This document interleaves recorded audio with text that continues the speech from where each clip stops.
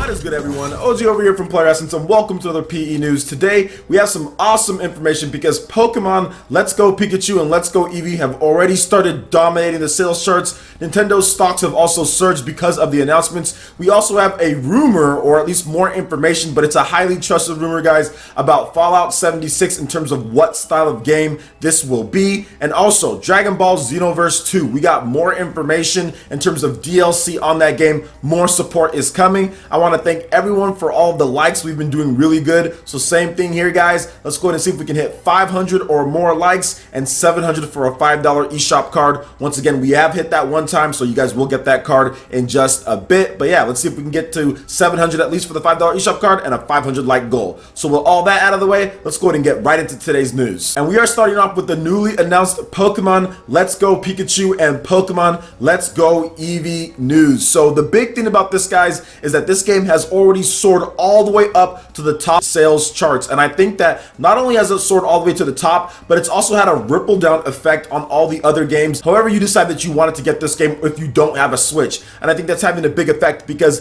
the Nintendo Switch hardware is at number 7 and Mega Man is at number 4, Mega Man 11. On top of that, games that normally we might see kind of go down the list a bit has continued to stay up. For example, games like Donkey Kong Country Tropical Freeze is still in the top 20. Mario Tennis Aces, Legend of Zelda Breath of the Wild, you also have Mario Kart 8 Deluxe, Super Mario Odyssey, all these different games and just stuff that's just kind of going. So I think that the fact that Pokemon is finally coming to Nintendo Switch in some way, shape, or form that's acceptable for a lot of people and potentially even bring in more people into it has kind of just elevated everything else as well. Which Switch games usually always do pretty well anyways on Amazon, and the Amazon sales charts are big because Amazon was pretty much going to be the only place where you can get a nice discount on games beforehand because Best Buy, they're getting done with their Best Buy Gamers Club type of deal. So I think Amazon's going to be a really big target for a lot of gamers. But just to see just the impact of Pokemon, I mentioned how Nintendo's stocks have surged because of that, which is awesome. It's great to see Nintendo stocks going up, but that is expected. But just to see Pokemon Let's Go Eevee, Let's Go Pikachu already shoot up past pretty much everything here is just amazing to see. And I think it's going to be very interesting to see the numbers for this game because some people are saying,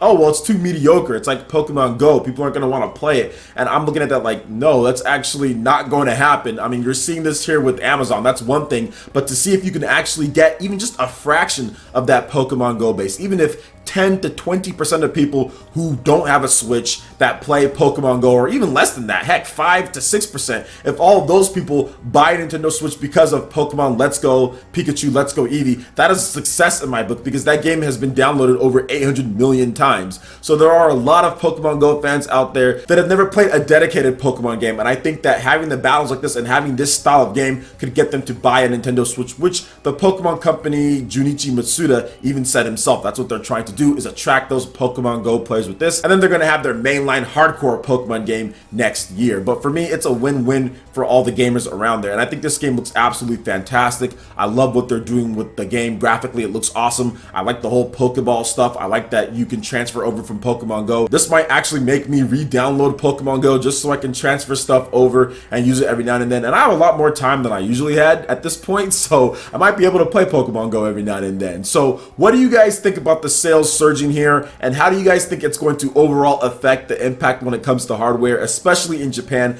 I can see Pokemon Let's Go Pikachu and Let's Go Eevee selling upward of 10 million units plus on the Nintendo Switch, with hardware sales for that like November just being absolutely astronomical for Nintendo. It's going to be really big, guys. So I'm really excited and looking forward to that as well. So what do you guys think about all this news? Let me know your thoughts in the comment section below. All right, now moving into the next topic here, we have a rumor, but definitely something that you should consider as good because it's coming from a very reliable source over at Kotaku, and that is Fallout 76 is going to be an online survival RPG. So here is what they had to say here. So the newly announced Fallout 76 is an online survival RPG heavily inspired by games like DayZ and Rust, according to 3 people familiar with the project who spoke to Kotaku under the condition of, you're not going to expose who we are. And you guys know that I do have respect for Jason S., who works over at Kotaku. He does great work. He has great sources. He's busted some big stories. He talked about Mass Effect Andromeda and went down there, and nobody pretty much challenged him there in terms of the information and details on that. So I definitely trust him, and he's reporting on this stuff, guys. So I think this is definitely good. So let's talk about Fallout 76 a little bit more. So Fallout 76 was reportedly originally prototyped as a multiplayer version of Fallout 4, but has since evolved. It is said to have a story, quest, base building, and other survival-based multiplayer mechanics, from what you'd see in other games in addition to what Fallout has done too. Now, one source has cautioned that the gameplay is rapidly changing, so we're not sure if it's going to be the exact same thing when you get the final product. They could add some things, they could subtract some other things, we just don't know. But the basic online premise or core of the game is going to be that. Now, the name Fallout 76 is based on Vault 76, which according to Fallout lore was meant to be opened 20 years after the nuclear war. Fallout 3 and Fallout 4 are set over 200 years after the war, after much of the population has had time to reconstruct human civilization. Now, in contrast, Fallout 76, taking place so shortly after the war, will probably feel very different according to what their source says, which is very interesting in its own way, because Fallout has had some like really advanced techniques and advanced, like,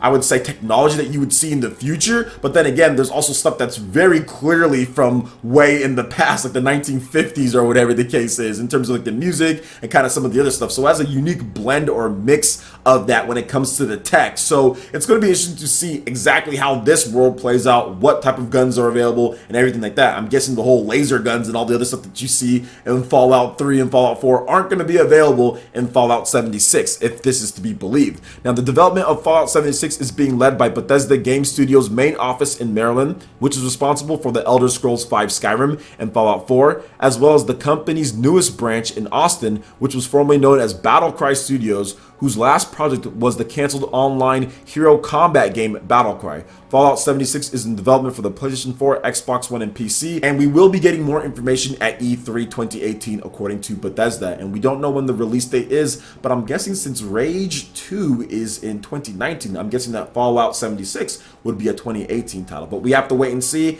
because we just don't know. But last time with Fallout 4, they just announced it like at E3, then released it that year. So I think that's what they're going to do here. They're going to officially like show it off and announce it at E3 in terms of the game, and then it's going to launch later this year because that's what they did with Fallout 4. So just to let you guys know, if you didn't know, obviously I cover a lot of Nintendo stuff, but I'm a big Fallout fan. I've played at 100% of Fallout 3. I've played and beat Fallout 4. I love the Fallout games. I even like the old school Fallout 1 and 2. I just don't like New Vegas. That game is trash. But outside of Fallout New Vegas, I love the Fallout games, and I'm a really big fan of Fallout 3. That game is so good to me, and I know that Fallout 4 did a lot of cool stuff too. I just didn't have as much time to invest into Fallout 4 as I did into Fallout 3, considering the time gap between those two games. 2008, I was in college. 2015, I had a house, or I had bills and all sorts of stuff to do, and my daughter and everything like that, so there just wasn't as much time to play as when I did Fallout 3. Otherwise, I probably would have got everything in Fallout 4. But I'm excited about this, guys. I think it can be a really cool addition to the franchise. I know some people are freaking out about online play, but I don't know why you would at this point, just because it's going to be a different type of Fallout game. So there's nothing wrong with doing something a little bit different, and you're probably still going to have a lot of the mechanics that you have, and you can probably just still play the game. If you want to just play the game, there's going to be a story in there, so you can just play the game by yourself if you want to. I'm guessing. I don't think Bethesda's going to take away the ability just to go through and play the game, but I think some people are a little worried about intrusiveness and having people over there, but I think it just depends. If it's like an online co-op game, then it's just an online co-op game. Then you invite people to your base or whatever the case is, then you play. But if you don't invite anybody, then you just play through the game. Some people were worried if it was going to be like an MMO, but I don't think it's going to be an MMO based on what they said here. I think it's just going to be like a co-op type of survival game and something like that. So I'm excited for it. I think it's going to be fun, and of course I'll pick it up on PC just like I did Fallout 4. And I think it's going to be a great game. I think it's going to do a lot of cool things. And potentially there could be some amazing gameplay opportunities with having Fallout, a multiplayer Fallout game. I mean, why not? You know, why not? So what do you guys think about this? Let me know your thoughts in the comment section below. All right, now moving into the final topic here, we have some more great information for Dragon Ball Xenoverse 2 fans. So there will be more updates and DLC planned for Dragon Ball Xenoverse 2. All right, so Bandai Namco actually released a video on the matter, and here's what they had to say. Hello, Dragon Ball Xenoverse 2 fans. Long time no see. This is Hirano, the producer of Xenoverse 2. First off, I want to give you my biggest thanks for supporting Dragon Ball Xenoverse 2. And today, I was hoping to make an announcement to the fans out there. Some of you may remember, But when we announced this title, we promised to support the game for a year after launch. And we have been successful enough to run the game for a year and a half now. And that's all thanks to the support from the fans. However, we did say a year. There may be some people thinking there's no more new experiences and content coming to Dragon Ball Xenoverse 2. So that's why I wanted to take this time out to make an announcement. It's not the end of Dragon Ball Xenoverse 2 yet. And we aim to optimize the online experience for all users with free updates.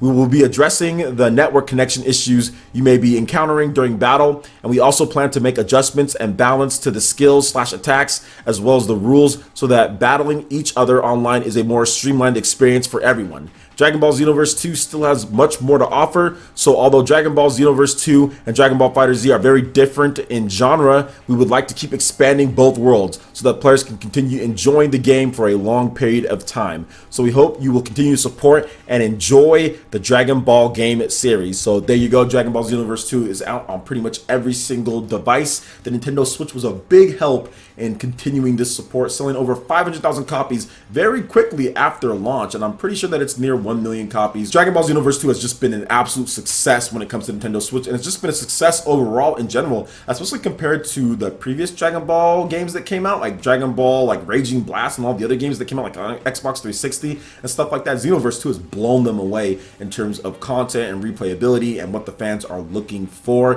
Plus, you also have Dragon Ball FighterZ that's also been big too as well. So Bandai Namco's doing good. This is the best stretch of Dragon Ball Z games that we've gotten in a very long time, guys. It's been the best stretch. You pretty much have all angles covered, from like the hardcore fighting perspective, then also to more of the big, broad, open range kind of fighting as well. So I have Dragon Ball Xenoverse 2 myself. Haven't put a ton of time into it, but I still think it's a fantastic game, and I'm looking forward to seeing some more Dragon Ball games being announced for the Nintendo Switch. So what do you guys think about Dragon Ball Xenoverse 2 getting more characters in addition to some more updates as well? Let me know your thoughts in the comment section below. All right, Ninja, that wraps it up for this video here. Go ahead and check out the links in the description below. We got Facebook and Twitter. Go ahead and give us a like and a follow on our social media. Really helps us spread the content of Player Essence across the internet in addition to YouTube.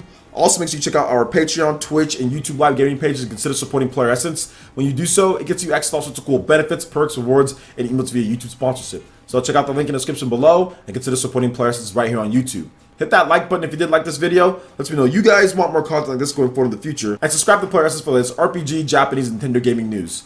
Thank you so much for watching. I will catch you, Ninja, for the next video. Peace.